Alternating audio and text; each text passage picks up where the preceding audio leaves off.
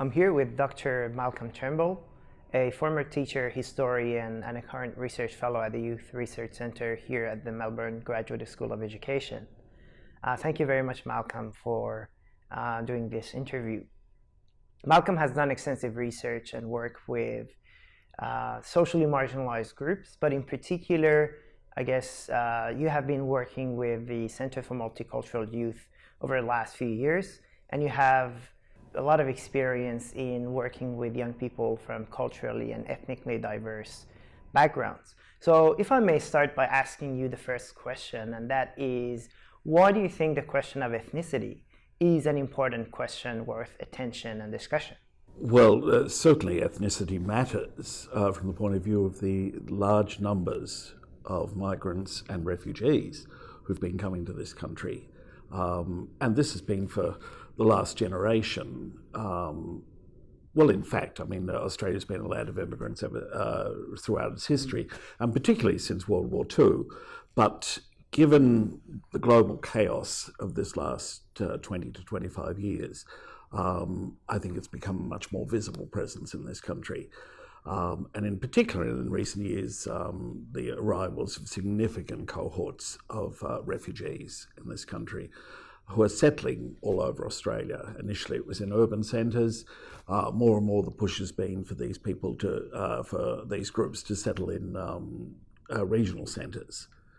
And of course, that has implications for those communities, and particularly for education, because you're now dealing with a much, much more diverse population than perhaps was the case in the past. The second question that I have has to do with your own research and work over the last few years.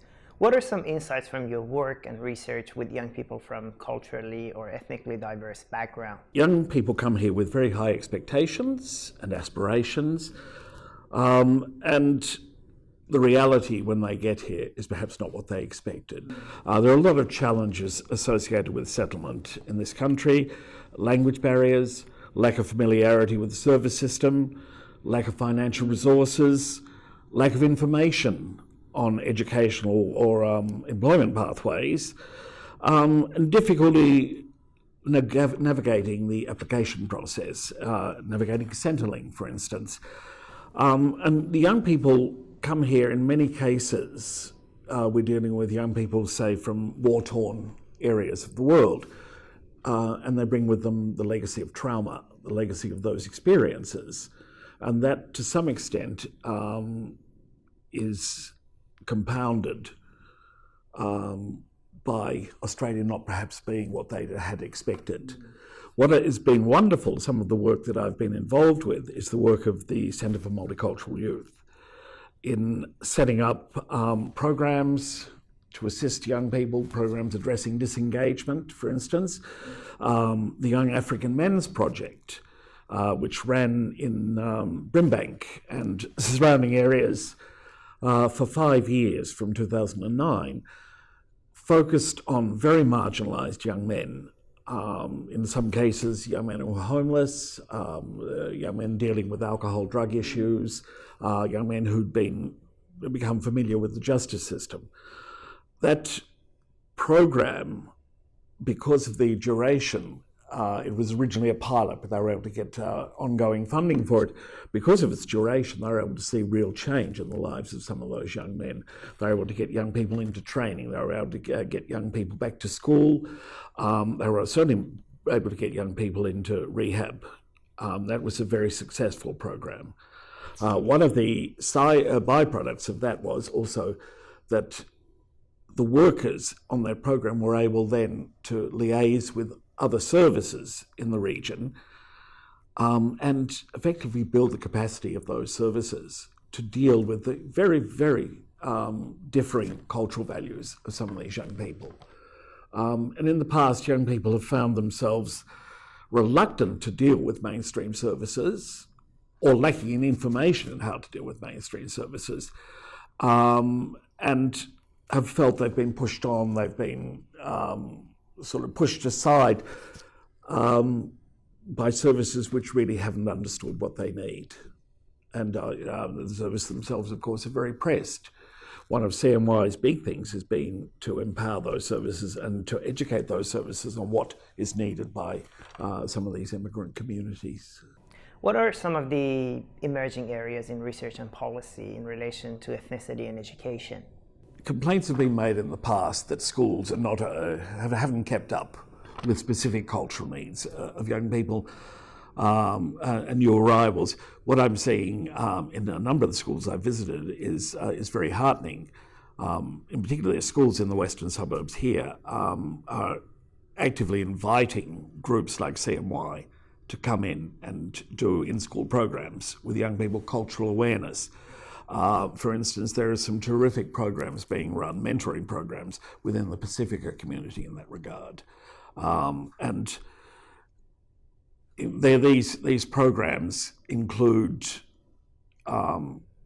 cultural features, but they also include job skilling, a lot of self-reflection, a lot of cross-cultural values, recognising how, say, Pacifica values can transfer into living in Australia, and so much of that is in common. Some terrific work has been done in the last 6 years by the Centre for Multicultural Youth, having established 2 regional centres, one in Gippsland and one in Ballarat.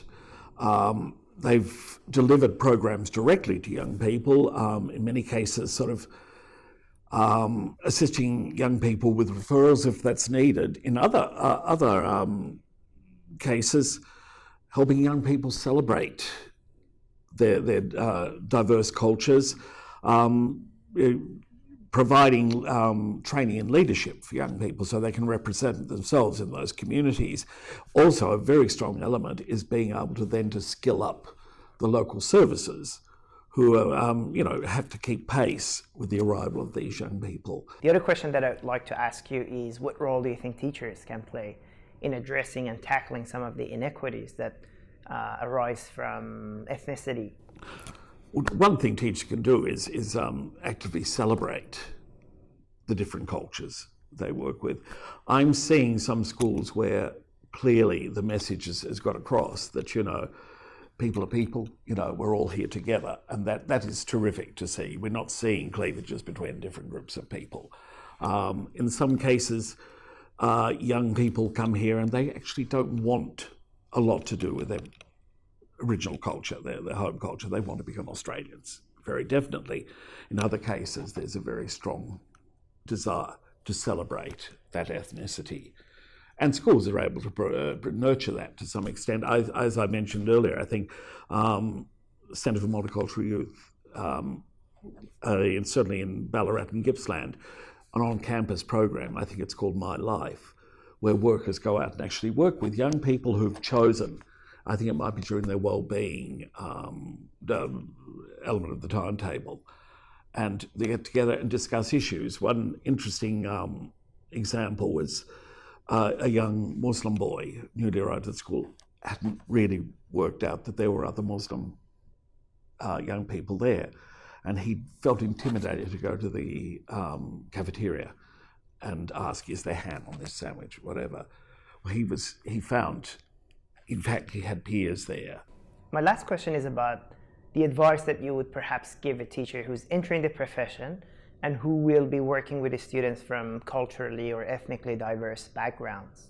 2017, 720 young people aged 12 to 24 were granted permanent humanitarian visas to settle in Victoria. More than a third of them settled in the Hume local government area. Now that has big implications for the schools there. My understanding is the schools are actually meeting the needs there, but I don't know if that's happening everywhere. I think teachers do a phenomenal job within that range of challenges, but by the same token, there's need for maybe more awareness. Thank you very much, Malcolm. It has been a pleasure talking to you.